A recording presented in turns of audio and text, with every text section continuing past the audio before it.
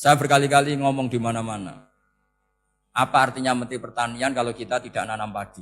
Mbok pinternya kayak apa tetap nggak ada ketahanan pangan. Sekarang menjadi ketahanan pangan itu rumusnya menteri apa karena petani mau nanam padi? Itu hakikatnya membantu presiden dalam ketahanan pangan. Cuma petani lebih keren karena tidak butuh digaji. Kalau menteri ya keren tapi kurang keren karena masih dapat apa? Gaji. Akeh tunggalnya lah anak mikir untuk gaji. Nah petani ndak mikir nggak dapat gaji. Oh itu keren. Selalu rakyat lebih keren dibanding pejabatnya. Memang gitu aturannya begitu. Aturannya begitu. Kamu saja yang kurang syukur. Jadi rakyat tuh gremeng. Enak jadi menteri. Assalamualaikum warahmatullahi wabarakatuh. Mari bersama-sama nikmati audisi ini. Jadi ini saya digambar Mbah Mus untuk audisi. Jadi saya lulus apa enggak ya enggak tahu. Tapi saya pastikan tadi kalau Profesor Said Aqil Al-Munawwar fasih membaca Al-Quran, saya akan menjadi kompetitornya, akan fasih memaknai tafsir Quran. Karena saya sudah tidak mungkin bersaing di suara.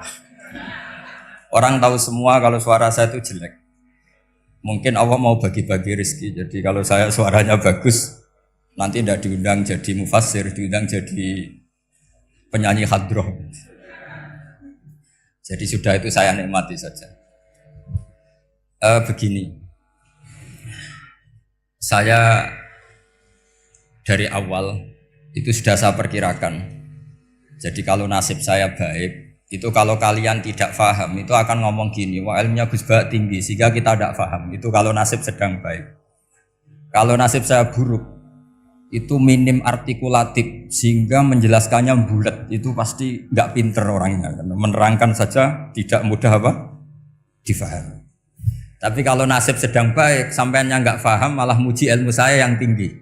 Padahal kadang nggak memahamkan, memang rumusnya itu salah sehingga bulat. Tapi insya Allah nasib saya malam ini baik.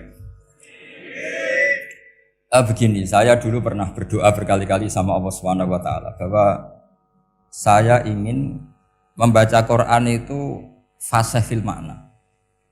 Fasih itu artinya jelas, runtutan logikanya jelas.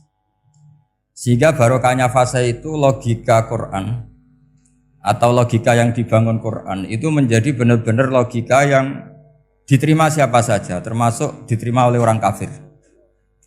Kita tahu Umar itu masuk Islam sebelum mondok apa enggak pernah mondok? Sebelum mondok, enggak pernah beliau ngaji tafsir. Enggak pernah mondok. Tapi beliau dengar Quran itu paham. Karena logika yang diutarakan Quran itu logika sesuai fitrah salimah. Sesuai akal yang apa? Sehat. Saya di mana-mana cerita karena ini kebanggaan para mufassir. Ketika Jubair bin Mut'im bin Adi menceritakan bapaknya yaitu Mut'im bin Adi. Beliau adalah orang yang sangat pintar sekali sehingga didelegasikan oleh kafir Quraisy untuk jadi negosiator di Asro Badrin. Jadi perang Badar itu kan ada Asro Badrin, orang-orang kafir yang ditawan Islam. Kemudian orang ini diutus untuk jadi negosiator. Singkat cerita pas datang ke Madinah pas Rasulullah SAW baca surat Wattur wa kitabim mastur fi raqim mansur sampai ayat am khuliqu min ghairi syai'in am humul khaliqun sampai ayat am khalaqus samawati wal ard. Di ayat itu Allah menceritakan kalau Tuhan-Tuhan yang kamu anggap Tuhan itu sebagai Tuhan, misalnya Lata, Uzza, Manat, gak apa-apa kata Allah. Tapi kata Allah saya minta bukti prestasi mereka apa kalau sebagai Tuhan itu. Apakah pernah ikut menciptakan langit bumi? Atau kalau gak bisa menciptakan urun kata Allah, urun semen sak-sak kata Allah, sementing urun. Sehingga logika lalu terbangun, prestasinya apa? Tuhan-Tuhan yang kami tuhankan itu. Kata Allah, Qul ara'aytum ma tad'una min dunillah aruni madza khalaqu minal ardi am lahum syirkun fis samawati. Kalau mereka Tuhan, tunjukkan prestasinya ke saya kata Allah. Apakah mereka terlibat dalam penciptaan langit dan bumi? Atau kalau nggak bisa menciptakan 100%, kata Allah setidaknya urun. Ya tadi urun semen, amlahum syirkun fisamawat. Syirkun maknanya urunan. Lalu ketuhanan berhala, Uzza dan sebagainya batal karena ayat ini. Orang kafir berpikir wah ini tidak Tuhan karena nggak punya prestasi apa-apa. Lalu mereka secara ekstrim malah berpikir ateisme, tidak mengakui adanya Tuhan. Kalau nggak diakui adanya Tuhan, berarti alam raya ini dimulai dari ketiadaan. Logikanya berarti begini, hadhil maujudat khalaqahal adam. Langit yang karuan wujud, bumi yang karuan wujud, hewan-hewan yang karuan wujud, matahari, rembulan, lautan semuanya wujud. Kemudian semua maujudat ini dirumuskan khalaqahal adam, diciptakan oleh ketiadaan. Pertanyaannya adalah mahuwal junun asyaddu min hada. Kegilaan apa yang lebih parah ketimbang ini? Karena sesuatu yang wujud dimulai dari sesuatu yang tidak wujud. Berarti sama dengan mengatakan hadhil maujudat khalaqahal adam. Semua yang enggak ada ini diciptakan oleh sesuatu yang enggak ada. Jadi semua yang ada diciptakan oleh sesuatu yang enggak ada. Maka Quran ketika ngetikan am khuliqu min ghairi syai'in. Apakah kalian semua atau mereka semua diciptakan min ghairi syai'in, min ghairi khaliqin maujudin. Saya ngecek di beberapa tafsir termasuk bukan kitab tafsir tapi maknanya sama seperti di Ihya. Masa alam raya seindah ini, seeksistensi ini, senyata ini kemudian diciptakan oleh sesuatu yang tidak ada. Mereka akhirnya mikir, ya harus diciptakan oleh sesuatu yang ada. Nah, karena sesuatu yang ada ini posisi pencipta, maka harus berstatus super. Nah, super ini oleh ulama dibahasakan wajibil wujud. Maka zat yang menciptakan ini namanya zat sing wajibil wujud. Lalu wajibil wujud ini oleh Islam disebut Allah Subhanahu wa ta'ala. Kayak apa fasihnya Quran bikin logika? Atau orang yang jadi Tuhan itu yang mengklaim sebagai Tuhan? Itu juga mungkin, yang penting mewujud. Siapa itu? Fir'aun. Fir'aun itu mengaku sebagai Tuhan. Dia sudah sah dari segi dia wujud. Namanya orang wujud punya eksistensi, mungkin berkreasi. Saya ulang lagi, namanya orang wujud punya eksistensi, tentu mungkin berkreasi. Tapi pertanyaannya begini, ketika Musa tanya, pertama ditanya Musa, lalu kamu kalau menyembah selain saya, nyembah siapa? Kata Musa, Rabbul Alamin. Siapa Rabbul Alamin? Rabbus samawati wal ardi, yang menuhani langit bumi. Terus kata Fir'aun tidak jawab, manggil Haman. Haman, kamu kan arsitektur, coba ibnili sorhal ali abluhul asbab. Ya Haman ibnili sorhal ali abluhul asbab. Bangunkan sebuah piramida yang tinggi, la'ali at-tali'u ila ilahi Musa. Saya ingin melihat Tuhannya Musa. Lalu kemungkinan Tuhan di bumi, kata Fir'aun, ma'alim tulakum min ilahin ghairi. Kemana-mana saya melihat yang jadi Tuhan saya. Musa ngerti kalau Fir'aun ini pekok cara bahasa Jawa itu. Itu menerangkan sifatnya Allah itu dengan sifat yang sederhana. Tapi justru dengan sederhana ini Fir'aun tidak bisa jawab.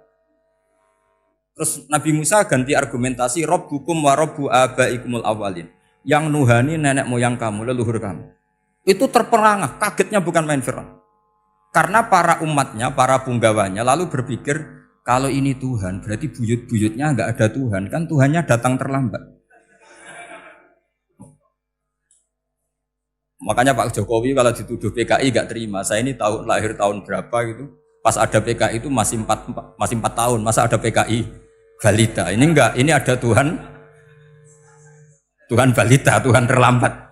Pertanyaannya adalah kalau Fir'aun itu Tuhan, lalu bapaknya, mbahnya, buyutnya Tuhannya siapa? Makanya ketika Allah disifati Nabi Musa, Rabbukum wa Rabbu abaikumul awalin. Yang nuhani nenek moyang kamu, itu kagetnya bukan? Dan semenjak itu banyak punggawa Fir'aun yang iman. Ini yang akhirnya nanti jadi waqala rajulun mu'minum min ali fir'auna yaktumu imana. Atau yang menjadi ayat wajaa rajulun min aqsal madinati yas'a. Kenapa mereka menjadi iman? Karena logika Fir'aun Tuhan itu gugur, runtuh. Bisori khil hujjah, dengan logika yang sangat transparan. Jadi ini perlu belajar tauhid. Jadi kalau sampean sudah kalah suara, jangan kalah logika. Kalau sudah kalah suara, kalah logika, jangan kalah tinggal mendengar saja kok tidak paham bangunnya gitu. Jadi ini sering saya utarakan. Makanya banyak ulama mengatakan fasihu ibaratil Quran itu bukan sekedar notnya atau sajaknya kalau boleh dibilang saja. Tapi karena runtutan cara berpikirnya. Maka kelihatan sekali di tema-tema Quran. Ketika nyifati Allah Rabbus samawati wal ardi tidak mengalahkan Fir'aun, justru dengan sifat yang ringan Rabbukum wa Rabbu abaikumul awalin bisa mengalahkan Fir'aun. Nah, kenapa sekarang orang tidak fasih baca Quran? Karena tadi perangkat itu tidak cukup.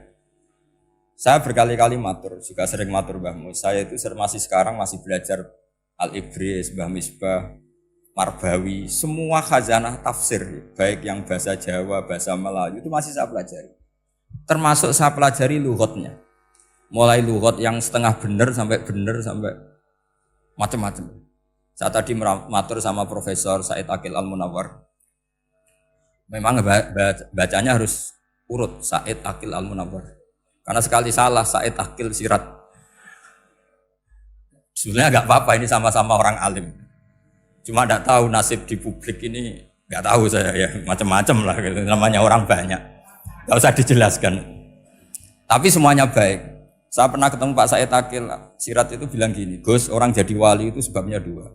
Mungkin kalau kayak jenengan banyak pecintanya, yang doakan banyak. Kalau saya banyak yang benci, wah itu ngirangi dosa gitu kan. Batinku dasar wong alim bener wah. Jadi beliau nikmati memang itu. Karena babanya beliau itu sama dengan baba saya yang dari keluarga Kudus. Buyut saya itu kakaknya buyutnya Pak Said Aqil. Jadi makanya jangan pernah benci orang alim. Orang alim bulet atau kayak apa itu masih saja punya alasan. Saya itu dengar Kiai Bisri, cerita Kiai Bisri itu tidak ada yang serius. Dulu ketika ada polemik haji yang mu'alim, itu orang kumpul semua di sini. Kata Kiai Bisri, sudah nunggu Mbah Fadl. Mbah Fadl sudah di rumah. Ngiranya orang itu ya Mbah Fadl rawuh dileteh. Setelah lama Mbah Fadl tidak datang. Loh Kiai Bisri, Mbah Fadl tidak datang. Lah ya di rumah. Lah mana kok tidak ada? Ya di rumahnya sendiri. Karena beliau enggak pernah bilang di rumahnya. Orang saja yang kepikiran kalau itu rumah leteh. Itu mirip seperti guyonannya Rasulullah SAW. Nabi itu kalau guyon itu tidak pernah bohong. Makanya di tiba itu disebut wayam zahu walayakul ilahakon. Nabi itu ya guyon, tapi nggak pernah bohong. Yang bohong kan khayal kamu. Masyhur itu ada orang sepuh sowan Nabi. Di kitab saya itu perempuan, tapi di beberapa kitab lelaki. Saya tidak tahu pastinya berapa. Biasanya ahli hadis mentahmilkan taat dudul kisoten atau taat dudul wakiaten. Oke, kita bayangkan itu perempuan. Ya Rasulullah, saya ini tergesa-gesa, nanti takut kemalaman. Ini orang sepuh. Jadi jangan kamu bayangkan Nabi Suwani wong ayu nom nanti jadi hoax. Orang sepuh. Oh di sini aja, tidak usah tergesa-gesa pulang kata Rasulullah. Nah nanti gimana? Saya jalan kaki ya Rasulullah sampai kampung saya itu nanti malam. Kata Nabi, la ahmilan naki alab bin nafo. Santai saja nanti tak pinjemin anaknya unta. Kata perempuan tadi, ma fa'altu bibni naqo. Apa yang bisa saya lakukan dengan anaknya unta?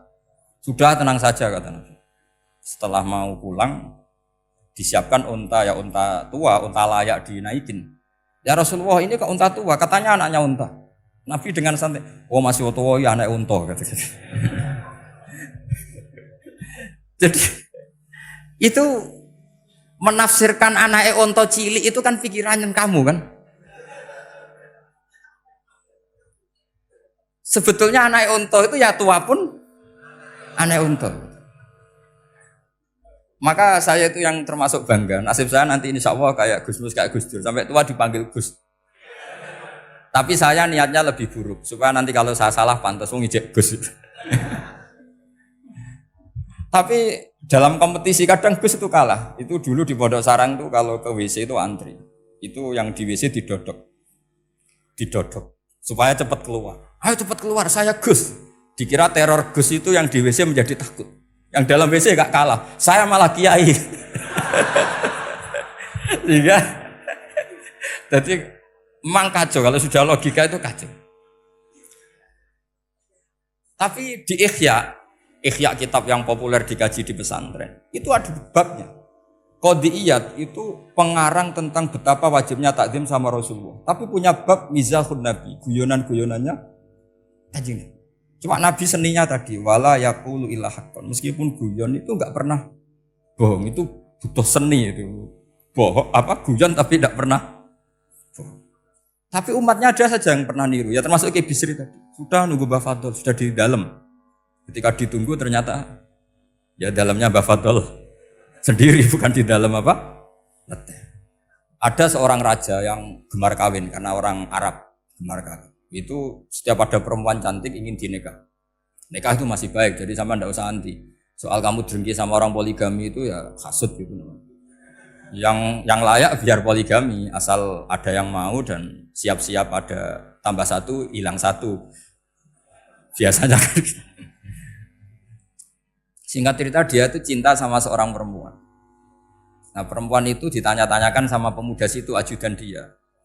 Gimana saya boleh nikah itu? Jawabannya tadi kaifatang kihuha wa qad ra'aitu qabbalaha rajul. Kok kamu nikahi gimana? Saya pernah melihat dia itu dicium seorang lelaki. Kamu itu seorang raja, masa nikahi perempuan yang pernah dicium seorang lelaki?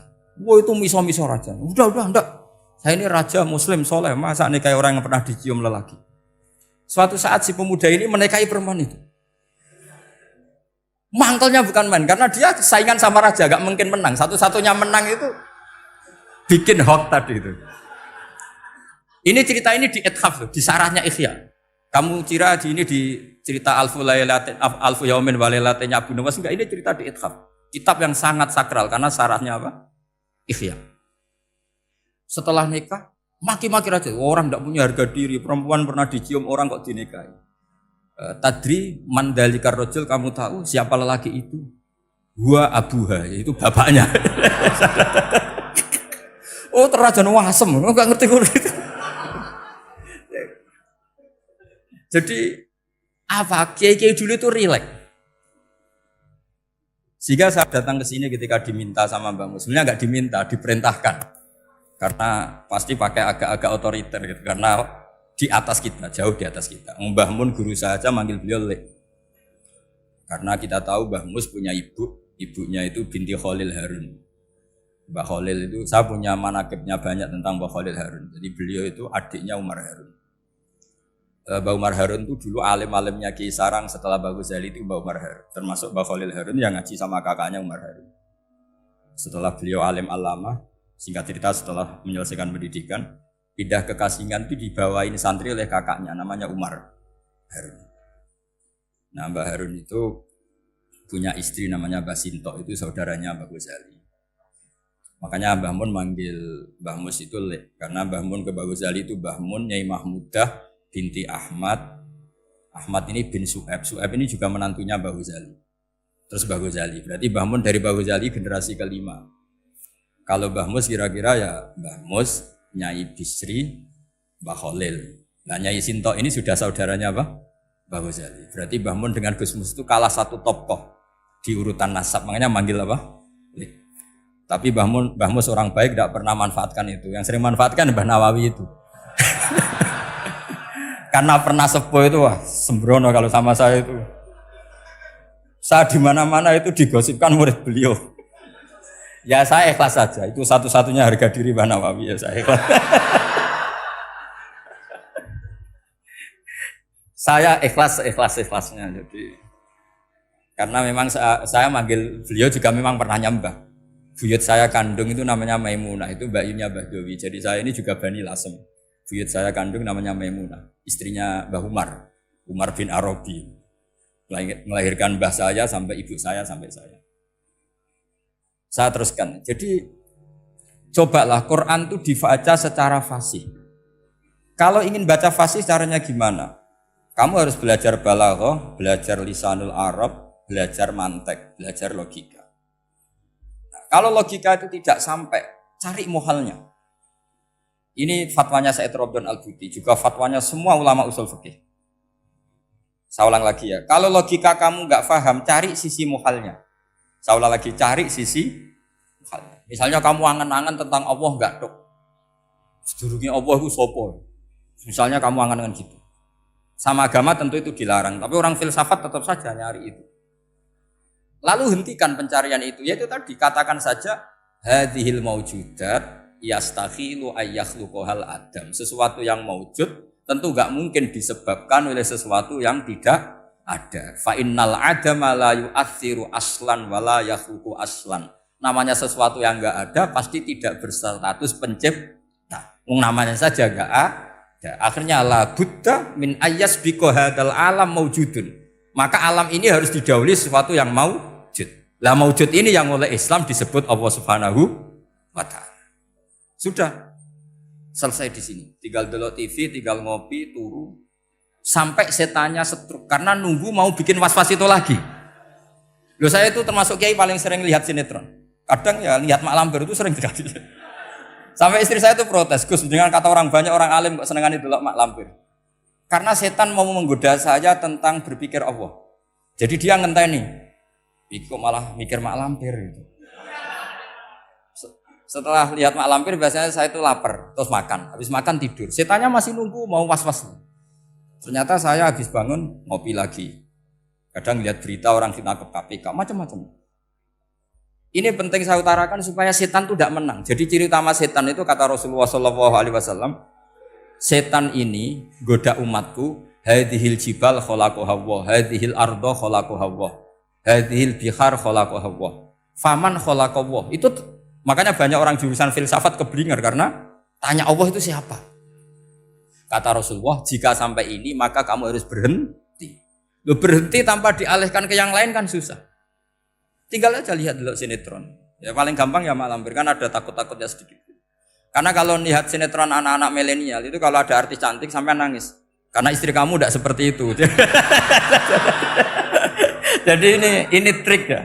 Trik supaya melihat TV tapi tidak nyesal. Makanya saya milihnya Angling Darmo, Mak Lampir. Ya saya nggak mikir maknanya, butuhnya setan bin mangkol itu. Karena ngenteni saya mikir itu, ternyata tidak mikir itu lagi. Jadi makom saya itu beda, sama-sama lihat sinetron. Mungkin saya jadi wali karena lihat sinetron. Mungkin ya. Makanya banyak wali itu nggak bisa diduga. Banyak orang jadi wali itu justru karena makan, justru karena melakukan hal-hal yang cara orang banyak itu salah. Itu Abu Yazid Al-Bustami itu pernah tanya sama Allah. Kamu nggak usah bayangkan caranya tanya gimana. Enggak wali ya enggak tok. Sudah enggak usah tanya itu. Tanya gini, ya Allah, orang sesergap saya dalam ibadah sedekat ini sama jenengan. Lalu saingan saya dekat jenengan masuk surga itu siapa? Sama Allah ditunjukkan orang yang tidur, itu tidur yang. Ya teman kamu yang tidur di kamar. Enggak terima Bu ya, ini gimana kok bisa setingkat saya orang tidak tidur itu. Yang saya ibadah terus istighfar terus. Tapi jawabannya Allah nih. Woe ibadah terus itu mergo wedi aku. Jadi kan nganggep aku itu rodok-rodok jahat itu. Iki tuh ratu mergo yakin aku apian, mulane ditinggal turu. Jadi sampean jangan tiru makom saya ketika tidur. Itu punya kelas khusus. Tapi jangan tiru, ini cerita saja, sampean ndak harus niru. Karena sampean kalau niru itu harus ada Abu Yazidnya. Abu Yazid sudah enggak ada. Tapi itu ilmu. Ilmu yang cocok ndak cocok harus kita kaji. Saya tadi jagungan sama beliau, sama Profesor Said Akil Al-Munawar. Beliau cerita sebetulnya sekolahan saya itu tentang usul fikih, tapi terkenal saya Profesor Tafsir. Tapi saya suka ilmu usul fikih, meskipun korbannya ya banyak. Biasanya orang jadi liberal gara-gara ya usul fikih. Sebenarnya nggak perlu dipikir lah itu macam-macam. Begini, dalam usul fikih yang mainstream itu kan ada hukum wajib, haram, ya makruh, terus macam-macam lah. Termasuk ada mubah. Mubah itu boleh dilakukan, boleh ditinggalkan. Dalam ilmu usul fikih sebetulnya definisi mubah boleh dilakukan, boleh ditinggalkan itu salah. Karena begini, setiap Anda melakukan sesuatu yang mubah, pasti di saat itu meninggalkan sesuatu yang haram. Saya ulang lagi ya. Itsma min mubahin illa wa yatahaqqaqu bihi tarku haramimma. Semua teks di Lubul Usul seperti itu. Memang saya hafalkan karena ini cara saya jadi wali yang mudah murah. Itsma min mubahin illa wa yatahaqqaqu bihi tarku haramimma. Fayatahaqqaqu bisukun tarkul qatli wa bisukut tarkul qadzaf. Terus beliau membuat sekian contoh. Hukum mubah itu kata ulama yang lain kan boleh dilakukan, boleh ditinggal. Itu tidak benar. Mubah itu ya wajib. Karena setiap kita melakukan mubah maka saat itu berarti kita meninggalkan barang haram. Coba orang tidur itu artinya apa? Tidak zina, tidak maling, tidak selingkuh, tidak mabuk. Sampean di pondok nikmati jagongan, rokokan, ngopi. Artinya nikmati rokok, nikmati kopi, tidak menikmati tontonan di bar. Makanya kita berharap malaikat itu belajar usul fikih sehingga ketika kita rokok di pondok dilihat hada taroka melihat bar, wahada taroka melihat dangdutan, wahada. Jangan sampai malaikat bilang gini, dasar kere rakra delok. Itu repot kalau sampai bergerak gitu. Nah, kalau mubah itu artinya tarkul haram. Tarkul haram itu wajib apa sunat? Wajib kan? Berarti setiap orang melakukan mubah hakikatnya melakukan wajib dan itu artinya dapat pahala. Salah sampean ngajine ra khatam, dadi nglakoni mubah itu mengira tetap mubah. Maka berbahagialah orang yang ngajinya khatam. Makanya setahu saya kiai-kiai Mbah Mun ya sering guyon. Setahu saya Mbah Mun kalau ketemu Mbah Mus ya guyon terus. Guyonnya ini adalah waminal qutbi kata Imam Ghazali. Qutbu hadaddin al-istildzat bil mubahat. Poros agama ini pada akhirnya adalah nikmati sesuatu yang dibolehkan Allah Subhanahu. Orang itu kalau fasik, mau makan siang aja kalau enggak ditemani perempuan cantik enggak bisa makan. Mau jalan-jalan kalau enggak ditemani perempuan cantik enggak bisa jalan-jalan. Kalau kiai-kiai itu enggak. Gojlok-gojlokan wis seneng ira karuan. Dulu terkenalnya Kiai Bisri, Kiai diundang katanya mau ada menteri. Ternyata menterinya ya beliau tidak masak antok di sini. Karena maknanya menteri itu pembantu presiden. Semua kita adalah bantu presiden terlaksananya kedamaian itu. Loh iya kan? Saya berkali-kali ngomong di mana-mana. Apa artinya menteri pertanian kalau kita tidak nanam padi? Mbok pinternya kayak apa tetap nggak ada ketahanan pangan.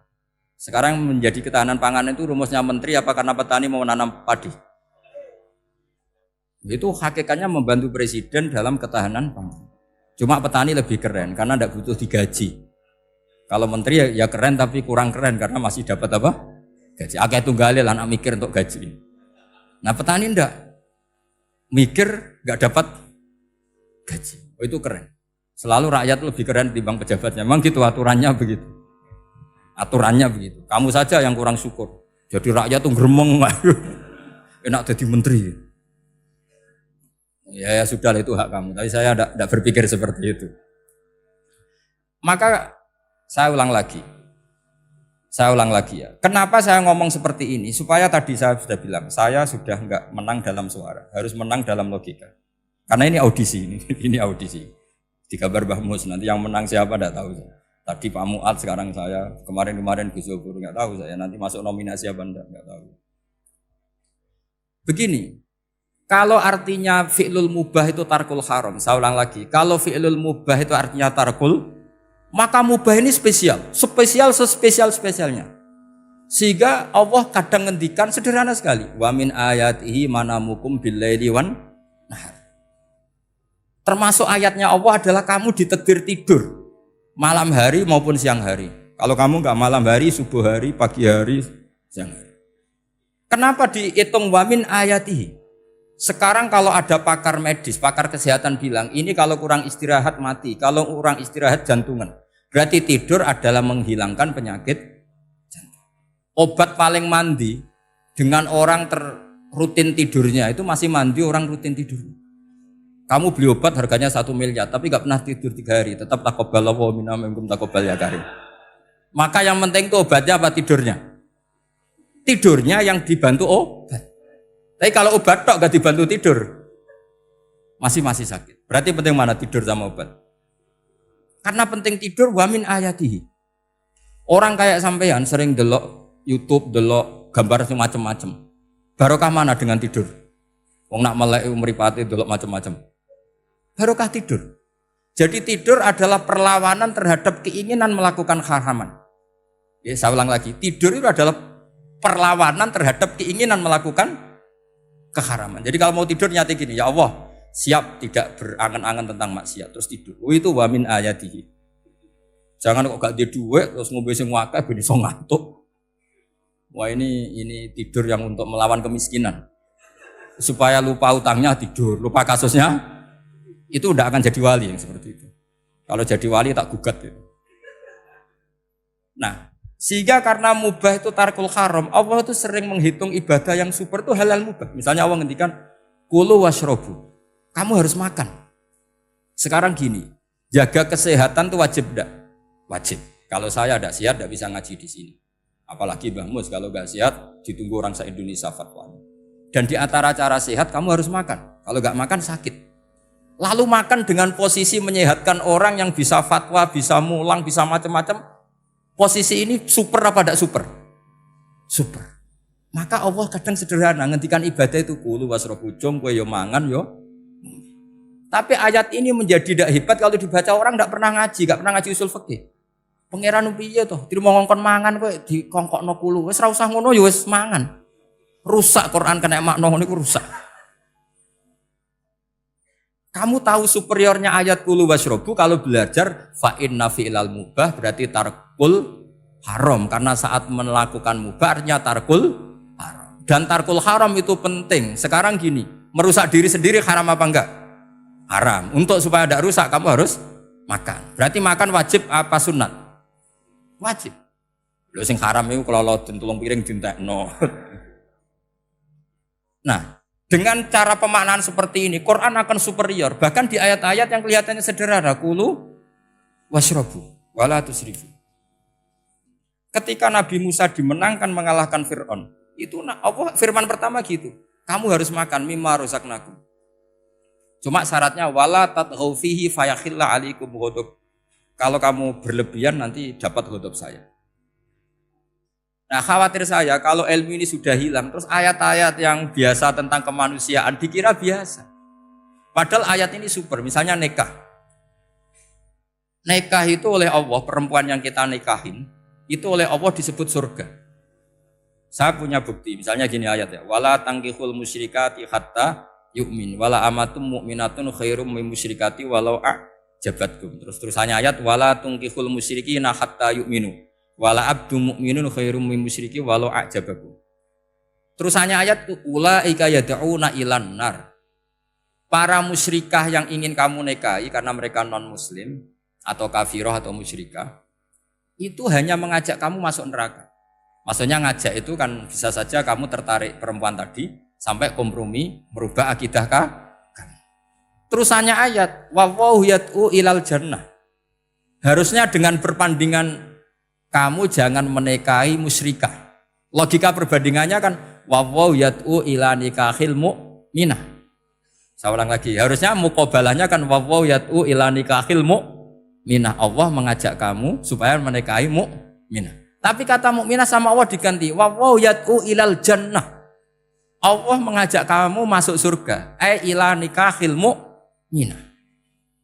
Artinya gini, setiap kamu hubungan intim sama istri kamu itu adalah menjadi kamu tidak zina. Jadi kalau kamu tidak zina, barokahnya istri kamu ini penopang kamu masuk surga. Makanya Rasulullah pernah ditanya, ibadah itu apa saja? Nabi secara ringan diantara jawabannya, wa fi buti ahadikum shadaqah. Sudah kamu ngumpul istri kamu itu ya ibadah. Terus kata sahabat-sahabat, ya Rasulullah ayati ahaduna syahwatahu wa walahu ajrun. Yang benar saja Rasulullah, masa urusan gitu dapat pahala. Nabi jawabannya ya enteng, alai salawaduha fi haramin aka'ana ali wisrun. Kalau dia salah yang dikeloni kan ya dosa. Berarti kalau ngeloni yang benar juga pahala. Berarti istri kamu itu jannah surga. Cuma jannah yang agak aneh karena rewel itu agak aneh. Jadi itu jannah yang agak aneh. Maka supaya jannah ini tidak aneh, kata Rasulullah itu cara bersuami istri itu kata Rasulullah halla jariyatan tula ibuka wa tula ibuka. Sebagian riwayat halla jariyatan tudhahikuha wa tudhahikuka. Kamu cari perempuan yang gampang guyon, gampang rileks. Mula abah itu rileks, mudhahaka ya rileks. Saya berkali-kali cerita, saya ini termasuk orang yang nggak pernah diskusi penting sama istri saya. Karena takut tegang, biasanya kalau tegang itu yang suaminya kalah. Jadi saya itu nggak pernah diskusi penting.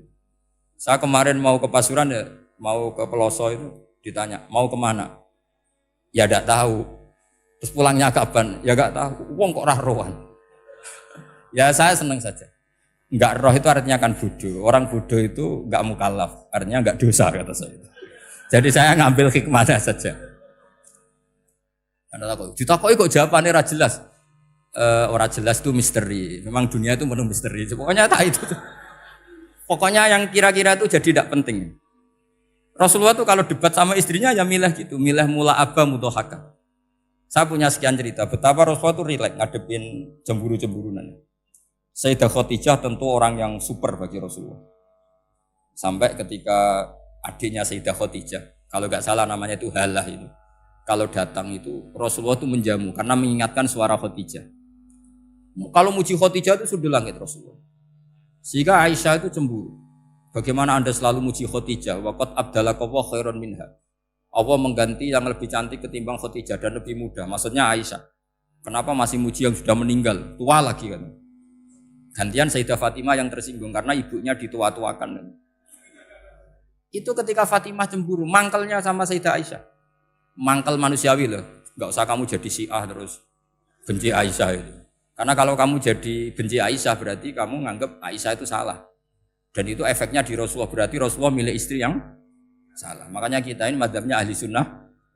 Abu Bakar tidak mal'un. Kenapa tidak mal'un? Kalau kamu bilang Abu Bakar mal'un berarti Rasulullah salah pilih teman. Umar tidak mal'un karena Rasulullah pasti milih teman yang benar. Begitu juga milih istri yang benar. Dalilnya tidak usah jauh-jauh. At-thayyibatu lit-thayyibin. At-yabut thayyib tentu Rasulullah. Berarti istrinya pasti thayyibah. Jadi madzhab ahli sunnah adalah madzhab sing jelas-jelas mimbaini farsi wa damil labanan kholisan sa'iwal lisyari. Jadi kalau kamu cari logika gampang saja. Nabi itu thayyib, bahkan atyabut thayyib. Padahal kata Allah at-thayyibatu lit-thayyibin.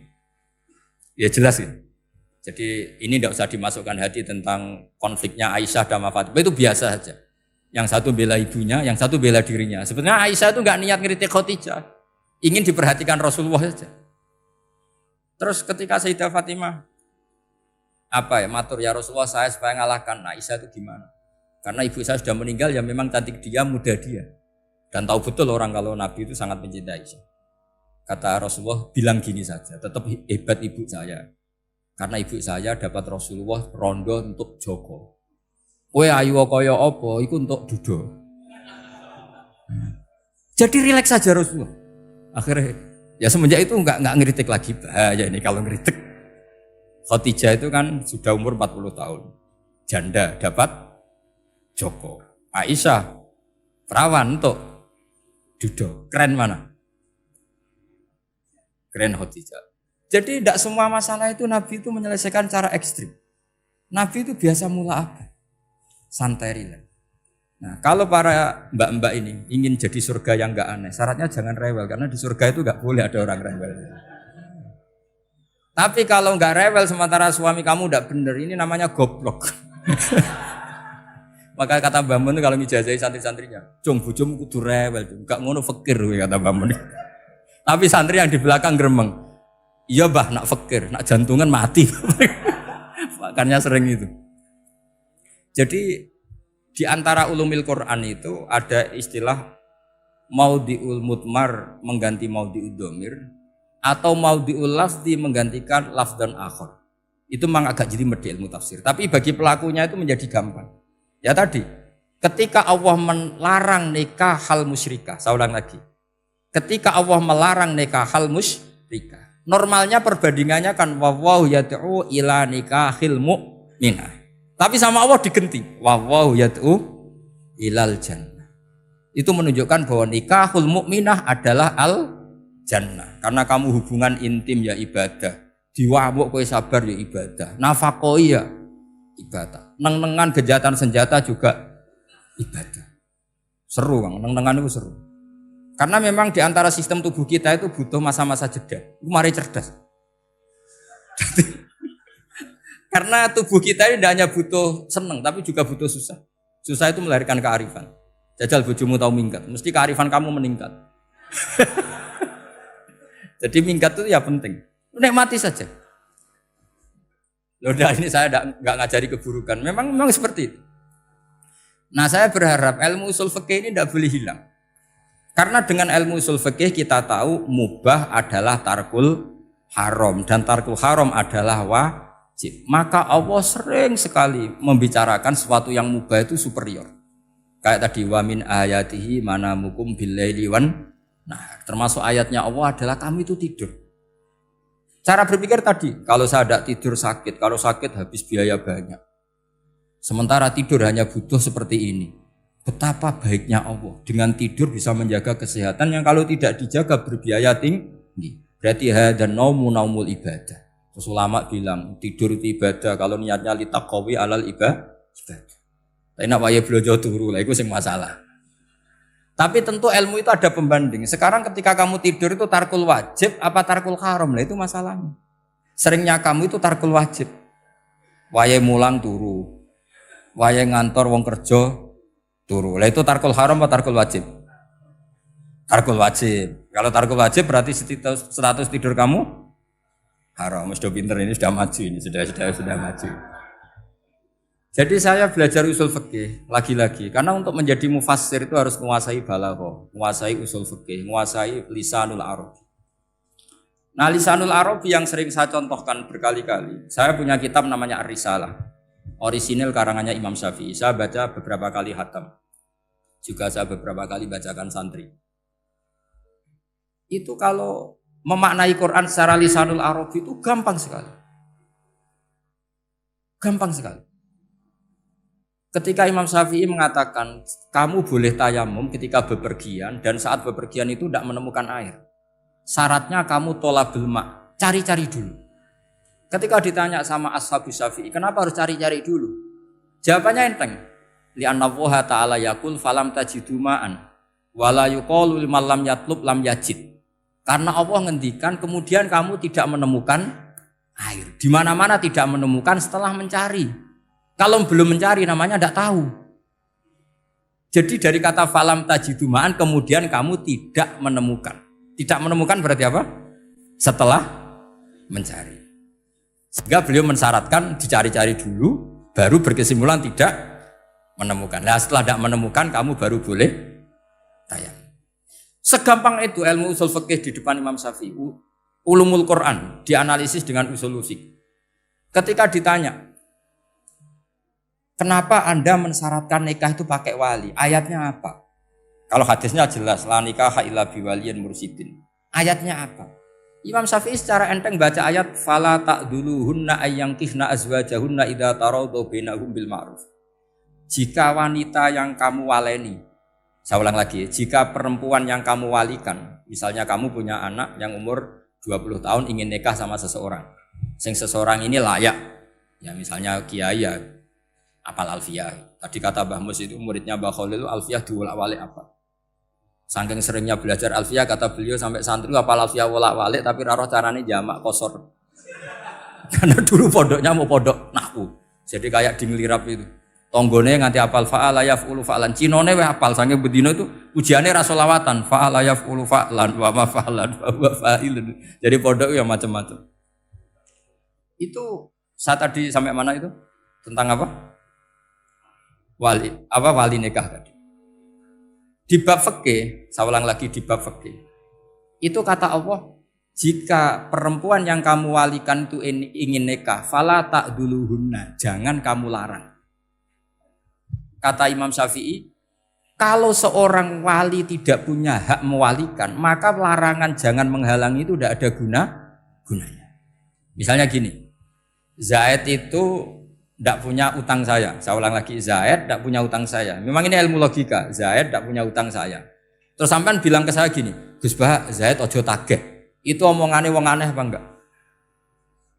Aneh kan? Tapi kalau Zaid punya utang saya 1 juta, terus kamu menasihati saya, Gus Zaid ojo tagih. Benar apa enggak? Wali itu punya hak melarang. Saya ulang lagi, wali berarti punya hak melarang putrinya tidak nikah. Sehingga diperintahkan Allah, kamu jangan pernah melarang. Berarti punya hak melarang. Kayak tadi, Gus ojo tagih, berarti aku dia hak nagih. Misalnya otoritas bandara ATR, pesawat Boeing sekian-sekian Lion bolehkan landing di sini. Karena operatornya punya hak melarang, juga punya hak mengizinkan. Tapi kalau orang lain kamu bilangin, pesawat Lion nggak boleh landing di Semarang. Orang lain yang nggak terkait dengan otoritas itu, aneh nggak omongan itu? Aneh. Kalau wali dilarang menghalangi perempuan ingin nikah harus memberi izin maksudnya, maka berarti wali punya hak menikahkan. Paham yang saya maksud? Makanya Imam Syafi'i mensyaratkan seorang perempuan yang nikah harus pakai wali. Jadi segampang itu. Kitab Ar-Risalah menerangkan ulumul Quran. Dan dalam banyak hal ulama dulu itu, makanya saya tadi berjanji karena Quran itu bisa kamu baca fase, kamu dengerin suara enak ya enak. Kamu dengerin logika yang enak ya enak. Jangan sampai kamu udah dua-duanya. Suaranya sudah ada enak, logikanya enggak enak, itu kacau namanya. Ketika Imam Syafi'i ditanya, bagaimana hukumnya uzubah? Uzubah itu enggak nikah. Padahal ada hadis faman rohiba an sunnati falaysa. Kata Imam Syafi'i ya enggak apa-apa. Kenapa? Fa inna Allah ta'ala dzakara 'abdan sholihan wa qala wa sayyida wa hasura wa nabiyya minas sholihin. Allah menyebut nabi yang soleh dan di antara nabi yang soleh itu ada yang berstatus hasur. Hasur itu tidak ada keinginan sama perempuan. Akhirnya tidak nikah. Berarti tidak nikah itu boleh karena ada nabi yang tidak nikah. Segampang itu dulu. Saya punya kitab, saya ini baru gencar-gencarnya kampanye kitab Syajaratul Ma'arif. Karena memang kitab itu bagus, menurut saya simpel dalam memahami Quran. Jadi anggap saja ini bentuk penghormatan saya sama Ki Bisri yang sudah mengkhidmai, mengenalkan ulumul Quran lewat tafsir Al-Ibris. Yang Ki Misbah punya tafsir Al-Iqlin. Memang dua beliau itu kalau yang satu ngarang terjemah Alfiyah, yang satu yang ngarang satu. Ini dua kutub yang berbeda, yang satu sangat rileks, yang satu sangat seperti itu. Nggak usah diterjemah nanti jadi repot.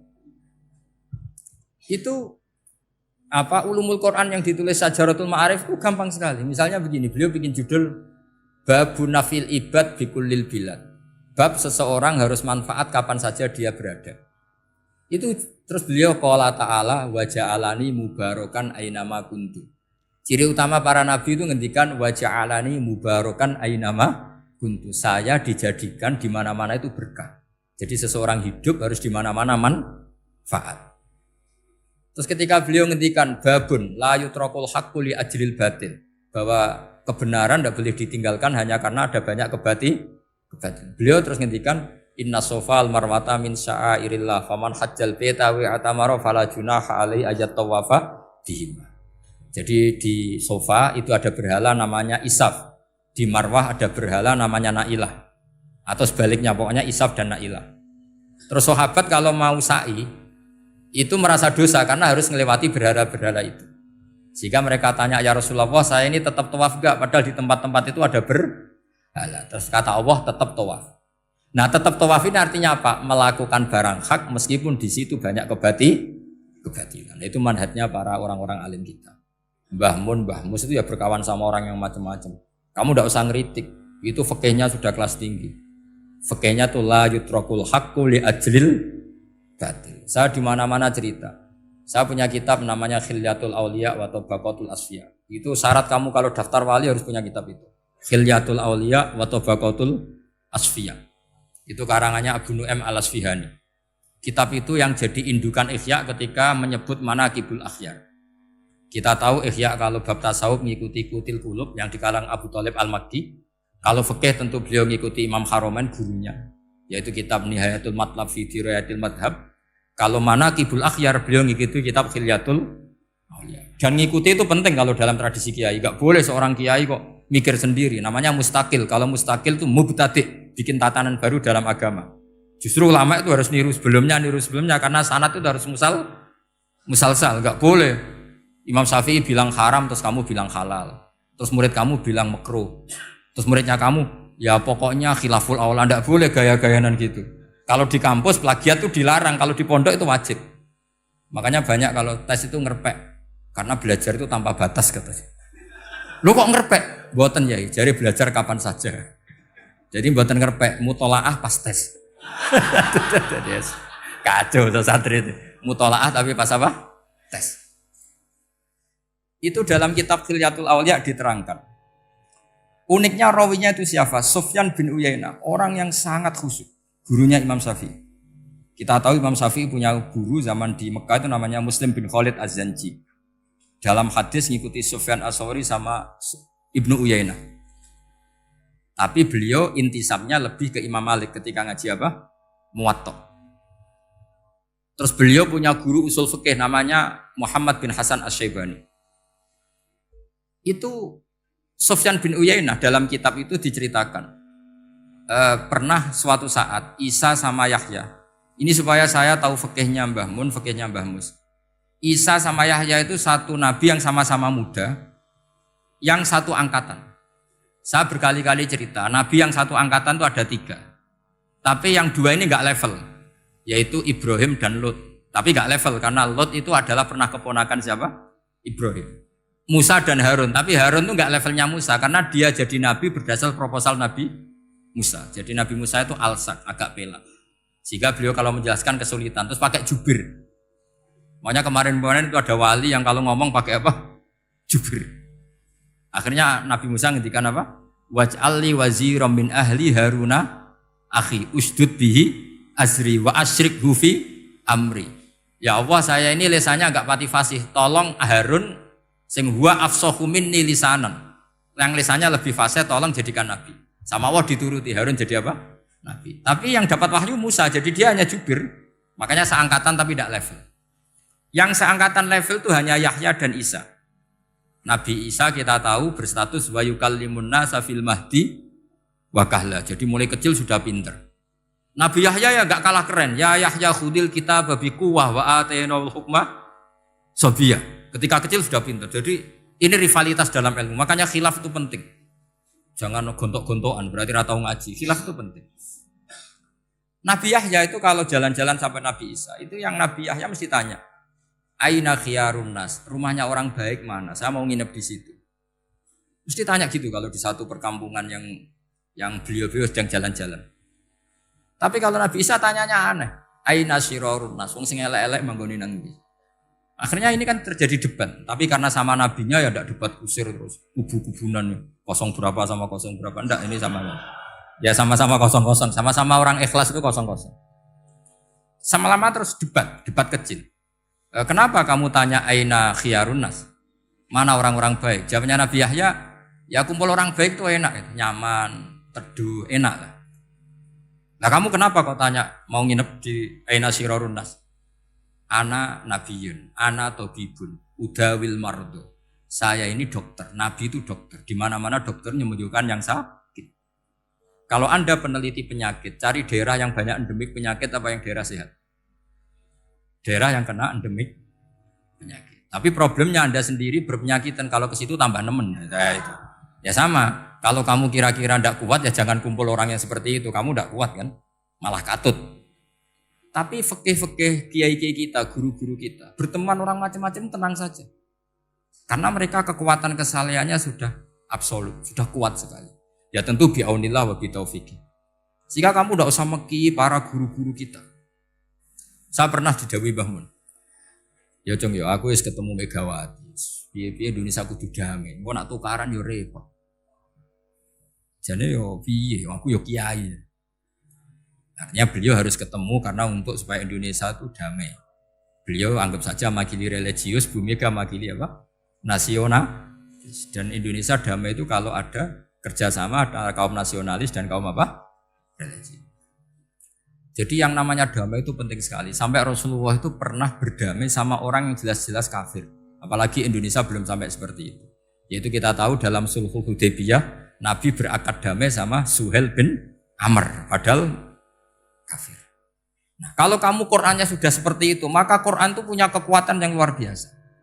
Ketika Sayyidina Ali konflik sama Sayyidina Muawiyah, itu dirumuskan kita berdamai. Setelah kita berdamai, terus ada pertanyaan begini. Lalu orang yang sedang konflik itu nak ketemu raine, roh raine gue serasa seneng. Ning dinggon jenenge konflik ketemu raine gue serasa seneng. Oke, kita pakai mediator, kata Sayyidina Ali. Akhirnya Sayyidina Ali pakai mediator, Muawiyah pakai mediator. Terus orang Khawarij bilang, dalilnya apa mediator itu? Enggak ada Qur'annya. Itu orang Khawarij. Sama enggak usah tanya, kalau orang sekarang yang apa Gus? Wah itu mari fitnah, itu provokator berarti tanya gitu. Singkat cerita terus Sayyidina Ali itu agak marah. Karena beliau terbentuk oleh Quran. Itu spontan Sayyidina Ali baca ayat wa in khiftum shiqaqa bainihima fab'atsu hakaman min ahli wa hakaman min ahliya. Jika suami istri menghadapi konflik, di mana-mana konflik roh raine kan gak seneng. Maka yang keluarga lelaki kirim mediator, yang keluarga perempuan kirim. Terus dari Sayyidina Ali, wa ummatu Muhammad a'dhamu min amri rajulin wa imra'atin. Umatnya Muhammad lebih serius ketimbang urusan lelaki dan perempuan. Wong suami istri saja kalau konflik butuh mediator, apalagi hadhil Segampang itu mereka istidlal. Jadi mediator dalilnya mana ya? Dalilnya wa in khiftum shiqaqa bainihima fab'atsu hakaman min ahli wa hakaman min ahli. Dulu Quran itu seperti itu. Ya sekarang problemnya Quran itu tidak dikaji seperti itu sehingga fasihul ibarat atau fasihul akli atau balaghatut ta'aqqul itu enggak ada. Makanya saya ini pengagum kitab Ibnu Hajar al-Asqalani yang nyarai Bukhari. Kata Ibnu Hajar al-Asqalani, termasuk mukjizatnya Quran adalah al-iltizat al-aqli. Akal itu menjadi nyaman. Itu uniknya yang dicontohkan seperti ngaji saya malam ini. Misalnya Allah ngendikan am khuliqu min ghairi syai'in, yang namanya maujudat tentu diciptakan sesuatu yang maujud. Karena akal akan tersiksa ketika dicekoki gini. Hadhil maujudat khalaqahal adam. Tersisa enggak akal kamu sebagai orang waras dicekoki pikiran hadhil maujudat khalaqahal adam. Ini maujudat disebabkan oleh ketiadaan. Mesti kowe ra iso turu. Barang rono kok iso gawe iku piye? Nah ini yang dimaksud dalam ilmu tasawuf ala bi dzikrillah tatmainnul qulub. Jadi cara tenangnya hati itu macam-macam. Nak wong toreko ya wong kon wiridan. Nak kaya kula rada ahli akal, wis meneng. Alhamdulillah di pangeran sing wujud. Berarti hadil maujudat khalaqahal maujud.